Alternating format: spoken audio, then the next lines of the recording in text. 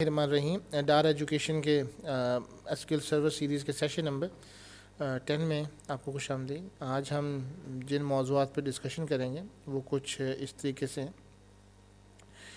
सबसे पहले हम देखेंगे SQL distinct keyword, SQL sorting results, SQL constraints, not null constraint, default constraint, unique constraint, primary key, foreign key, check constraint and index. Basically इनका पहले तारुफ जो है वो थोड़ा सा मिनिमल अंदाज में हुआ है, पहले मिनिमल हुआ था, अब उनकी डिटेल के अंदर हम डिस्कशन करने जा रहे हैं। एसक्यूएल डिस्टिंक्ट कीवर्ड से क्या मुराद है? Used in conjunction with select statement to eliminate all the duplicate records and fetching only unique keywords. अगर आपके पास मोर देन वन एक जैसे रिकॉर्ड्स हैं तो उनको एलिमिनेट कर देता है और आपके पास सिर्फ वो इंफॉर्मेशन लेके आता है जो कि डिस्टिंक्ट होती है। There may be situation when you have multiple duplicate records in table. कई दफ़ा ऐसी सिचुएशन आ सकती है, जैसे फॉर एग्जांपल आप अगर एक आदमी के हवाले से बात करते हैं तो क्या इस पॉसिबल कि एक आदमी की एक से ज़्यादा गाड़ियाँ नाम पे? Quite possible. क्या उसके एक पास एक से ज़्यादा घर हो सकते हैं? Quite possible. आप लोगों ने भी नादरा का सिस्टम देखा है कि वो 5 सिम्स तक अलाउड था। पहले एक बंदे के नाम पे 100 सिम्स भी थी तो उन्होंने इस चीज़ को ख़त्म किया कि only one person have 5 SIMs for anyone, such kind of record। अब वो तमाम कंपनीज का जो डेटाबेस है वो सेंट्रलाइज कर दिया गया। While fetching such record, it makes more sense to fetch only unique records instead of fetching duplicate records। आपको इस तरह बजाय इसके कि एक ही इंफॉर्मेशन को बार बार रिट्राइव करने के, जैसे फॉर एग्जांपल एक गाड़ी है, उस गाड़ी के कई ओनर्स तब्दील हो सकते हैं। अगर लेट्स सपोज आपने एक गाड़ी फ़रोख्त की, लेट्स सपोज मैंने खावर को सेल कर दी, खावर ने साद को सेल कर दी, साद ने वकास को सेल कर दी, तो क्या ये मुझे दोबारा सेल नहीं हो सकती? रीसेल हो सकती है ना।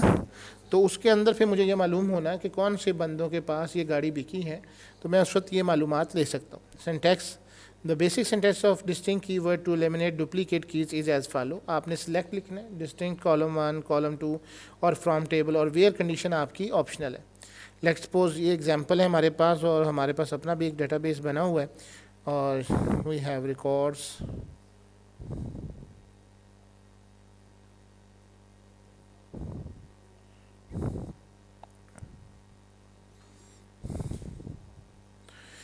अब इसके अंदर आपके पास कई एक जैसे एज है 32, 23, 25, 27, इस तरह से कई शहर हैं और कई उनकी अमाउंट्स हैं। तो आप अगर उनके ऊपर ये कंडीशन लगाते हैं, select salary from customers, order by salary, और ऑर्डर बाय सैलरी करने के बाद आपके पास सब इंफॉर्मेशन जो है वो तरतीब से आ जाएगी। अगर आप गौर करें तो इसमें 2000 और 2000 इंफॉर्मेशन जो है वो डुप्लीकेट है। अब इसके बाद ये ऑर्डर बाय वाली क्लॉज हमने देख ली थी, लेकिन अब हम डिस्टिंक्ट करके देखेंगे तो then only one record was shown here. Let's suppose use college,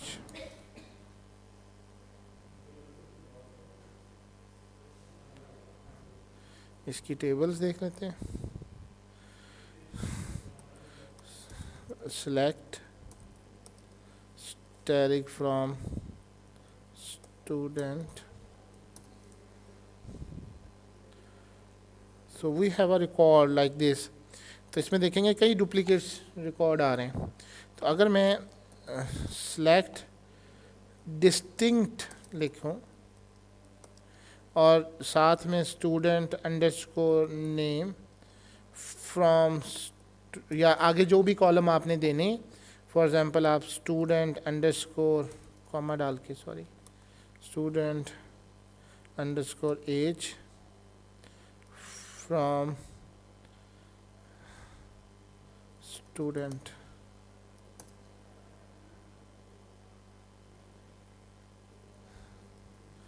इस कमांड को चला।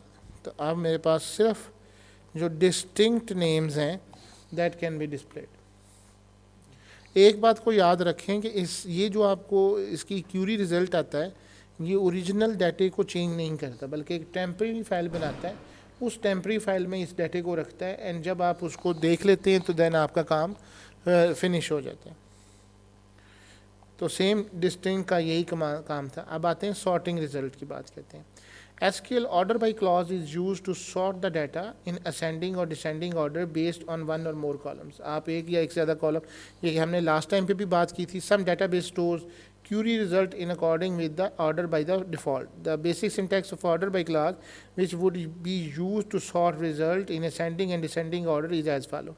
Select column list from table and where condition. अब उसके बाद order by आपने देना है, तो उसके साथ आपने you can use more than one column in order by clause, make sure that the columns were have the orders was there. तो let's suppose we have arrange this things. अब हमारे पास let's asterisk from customers order by name and descending orders. तो let's suppose आप यही वाली command को हम यहाँ पे चलाते हैं, select asterisk from student order by student underscore name। अब आप देखेंगे कि सबसे पहले ए वाले नाम आ रहे हैं, देन उसके बाद जितने भी आर और एस वाले नाम से वो आपके पास आ रहे हैं।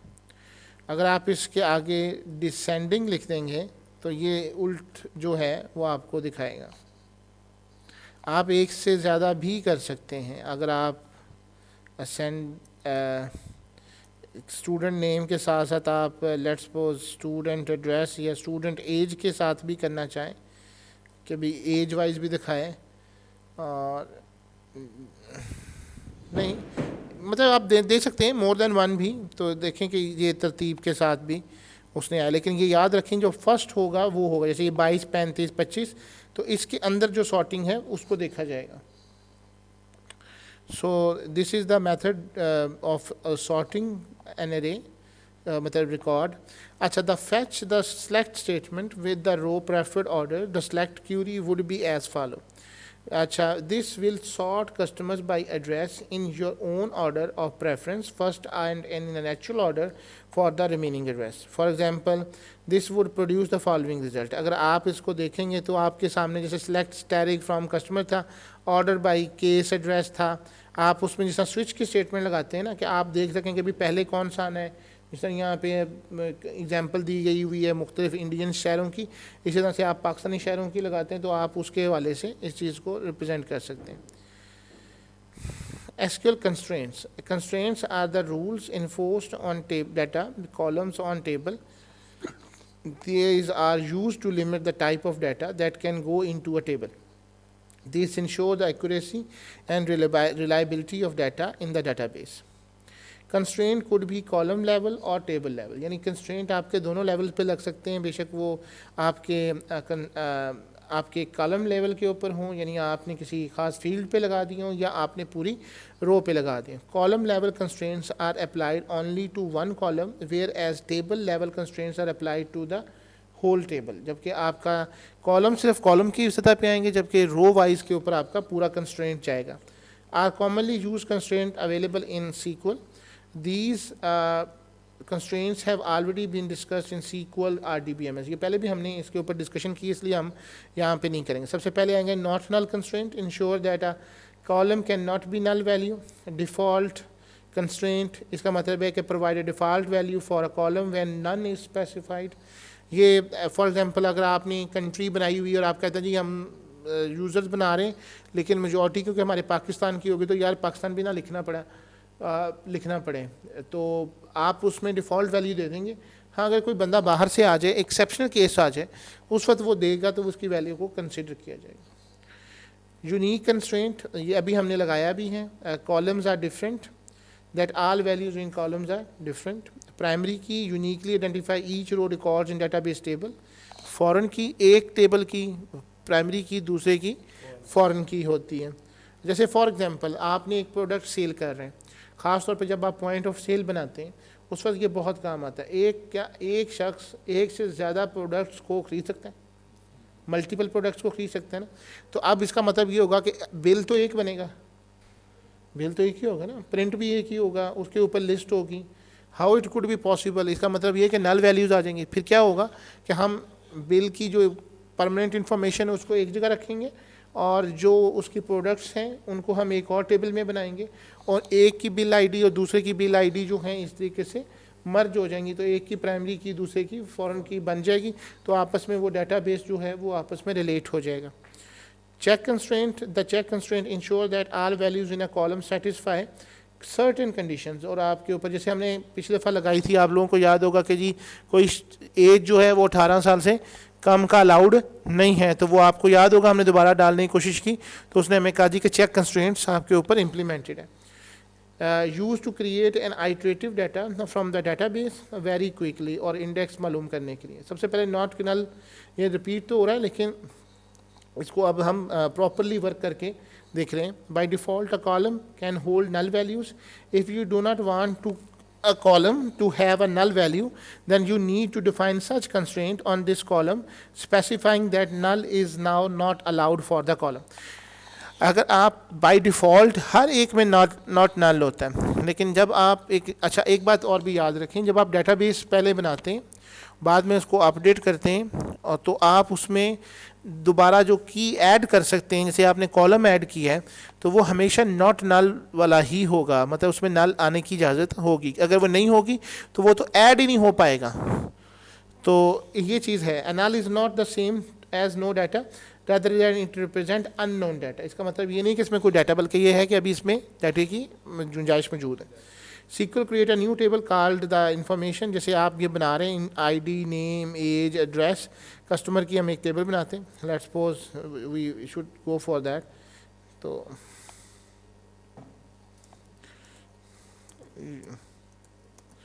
Create table for example students, student बनाइए, लेट्स सपोज टीचर बनाए हुए हैं, स्टाफ भी है, लेट्स सपोज हम कोर्सेज की बना लेते हैं, कोर्स आईडी इंटीजर और not null, course description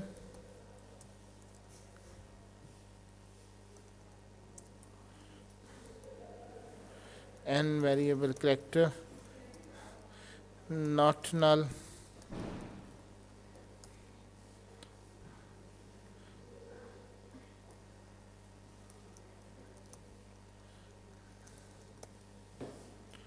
not null, और आप इसका क्रेडिट आवर दे सकते हैं इंटीजर, इसमें आप छोड़ भी सकते हैं। लेट्स सपोज ये आपकी टेबल बन गई।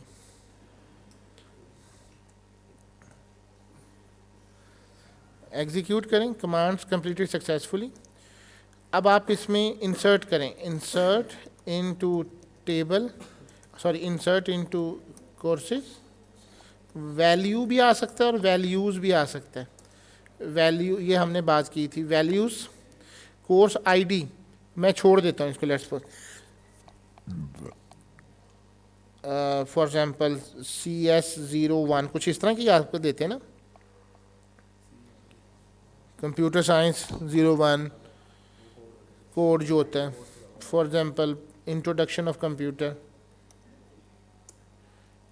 ऑफ कंप्यूटिंग, और डिपार्टमेंट है कंप्यूटर, और इसकी क्रेडिट आवर फॉर एग्जांपल 3 है। सॉरी ये, हाँ नहीं, ये यहाँ पे इंटीजर था ना, तो 01 आएगा, CS01 नहीं आ सकता। Let's suppose we are going for that, select static from courses, तो हमारे पास एक रिकॉर्ड यहाँ पे एंटर हो चुका है। अच्छा अब देखिए हमने उसको चेंज करना था, कमांड याद है आप लोगों को, मैं उसको n वेरिएबल कैरेक्टर करना चाह रहा हूँ कोर्स आईडी को। कमांड देख लें, update courses set course ID is equal to, set करेंगे इसकी तो वैल्यू सेट करें ना, किस तरह से होगा मुझे ज़रा बताएं ना।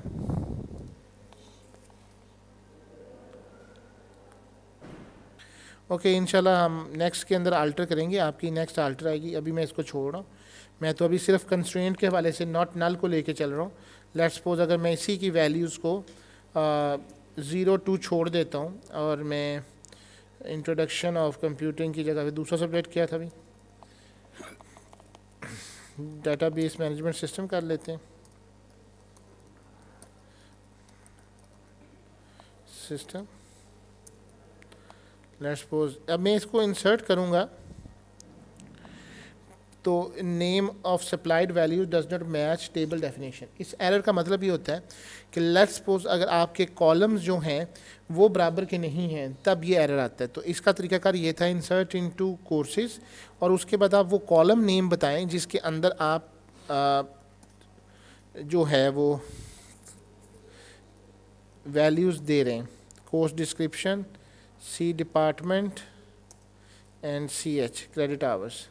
अब ये एरर नहीं आएगा, लेकिन अब एरर आएगा नॉट नल कंस्ट्रेंट का, can not insert the value null into column course ID. यानी आप ये याद रखें कि एक ही वक्त के ऊपर कई किस्म के एरर्स आ जाते हैं, तो आपने एरर को समझना है कि एरर किस चीज़ पे आ रहा था। Table college DB dot courses column does not allow null values, इसका मतलब है कि ये जो आपका कोर्स ID है वो खाली छोड़ा नहीं जा सकता। लेट्स सपोज मैं यहाँ पे कोर्स ID कर देता हूँ, ID, और मैं यहाँ से लेट्स सपोज 0 2 इंसर्ट करता हूँ कि चलें ठीक है, और अब मैं इस कंस्ट्रेंट को हटा देता हूँ। अब देखें अब भी एरर सेम बरकरार रहेगा, लेकिन वो आपको बता रहा है कि कोर्स डिस्क्रिप्शन लाजमन है। तो ये इसी चीज़ को अंडरस्टैंड करें कि कौन सा कंस्ट्रेंट आपके ऊपर लगना है। हाँ जी, अब आते हैं modify salary decimal integer. Alter table जो मैं अभी आपको लेके बैठा हुआ था वो इसी तरह से थी कि आल्टर टेबल आपने करनी, और फिर कस्टमर्स जो भी आपने बनाए, मॉडिफाई और सैलरी डेसिमल और नॉट नल। मैं इसको अब आपके सामने आल्टर करता हूँ। अब याद रखें alter table, sorry alter table आएगा, कोर्सेज, फिर मॉडिफाई किसको करना है, कोर्स ID को, उसको आपने किस में बदल देना है, n वेरिएबल कैरेक्टर में, लेट्स सपोज 50 में, और not null.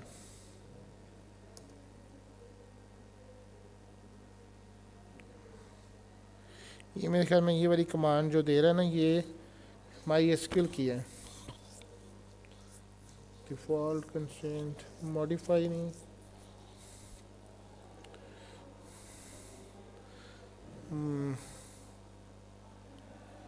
Modify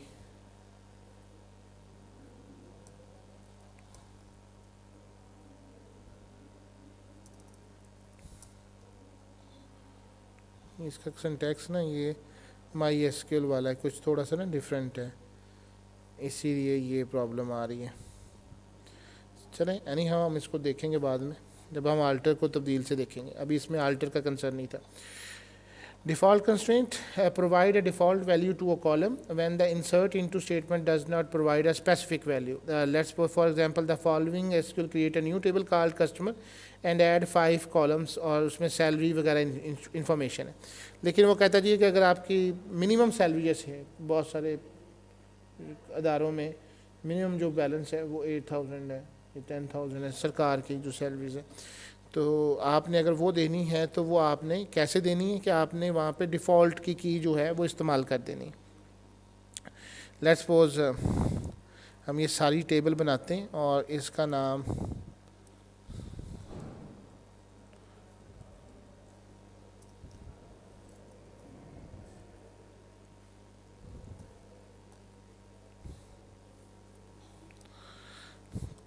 create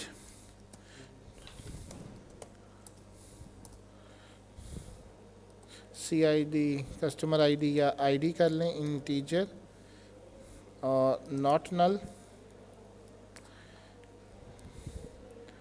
customer name n variable character, और ये लाजमन अपने हाथ से हर दफ़ा बनाया करें, इसी से आपको कमांड याद रह सकती हैं और कोई तरीक़ाकार नहीं है कि आप इन कमांड्स को याद रख सकें। सिटी लेट्स सपोज सिटी में बना रहा हूँ और मैं कहता हूँ कि जनाब आपकी जो डिफ़ॉल्ट वैल्यू है वो लाहौर होगी और कंट्री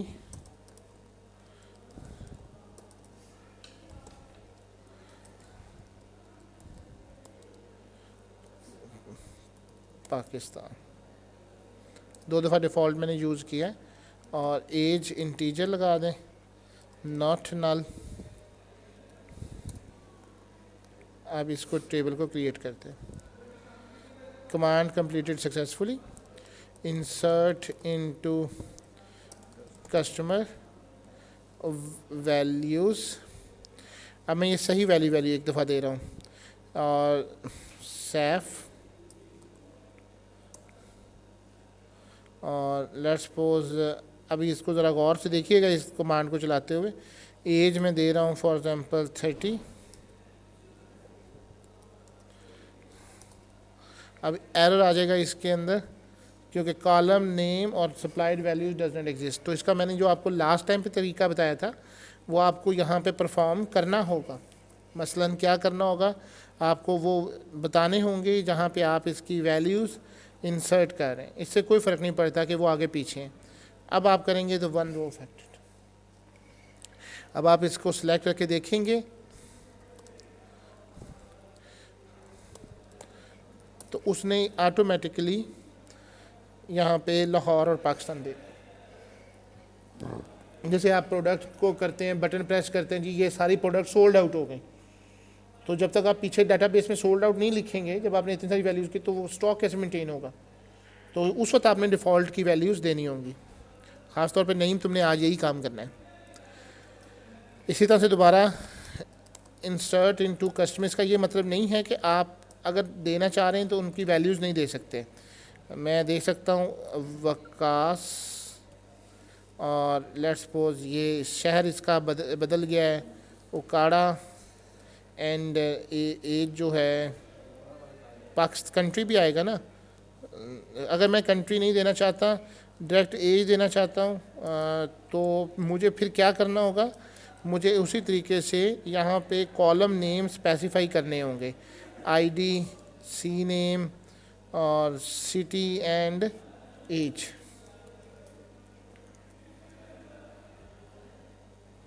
वन रो अफेक्टेड। अब आप देख रहे हैं कि यहाँ पे ये नहीं है डिफ़ॉल्ट का मतलब कि आप इसमें वैल्यू दे नहीं सकते। अगर आपने छोड़ दिया है तो वो ऑटोमेटिकली वहाँ पे वही वाली वैल्यूज़ आ जाएंगी। If customer table has already been created, आप इसको ये you should use the following command, या अल्टर टेबल कस्टमर्स मॉडिफाई उसके अंदर दिखा रहा है डिफ़ॉल्ट कंफिगर ड्रॉप करने के लिए, alter table alter columns names. तो अगर आपने अल्टर टेबल करना हो तो अल्टर की कमांड याद रखें, alter table courses, and alter के बाद फिर कॉलम देना जरूरी है, क्योंकि माई एसक्यूएल का सिंटैक्स और सीक्वल सर्वर का सिंटैक्स थोड़ा सा अल्टर के ऊपर डिफरेंट है। तो ये आपको याद होना चाहिए किसके ऊपर आपका कौन सा, और फिर आपने कोर्स आईडी या जो भी कॉलम देना है, एंड देन उसकी जो टाइप आपने बदलनी वो आप उसको बदल सकते हैं। तो यूनिक कंस्ट्रेंट की हमने अभी बात भी की है। यूनिक कंस्ट्रेंट और डिस्टिंक्ट में एक फ़र्क है। Unique just like a primary की, unique constraint prevent two records from having identical values appear in the column। आप दूसरे कॉलम में वैल्यूज़ वो नहीं डाल सकते। जैसे आपने एक दफ़ा सिटी डाल दिया है लाहौर का, तो अब उस कॉलम में दूसरा दफ़ा लाहौर नहीं आ सकता।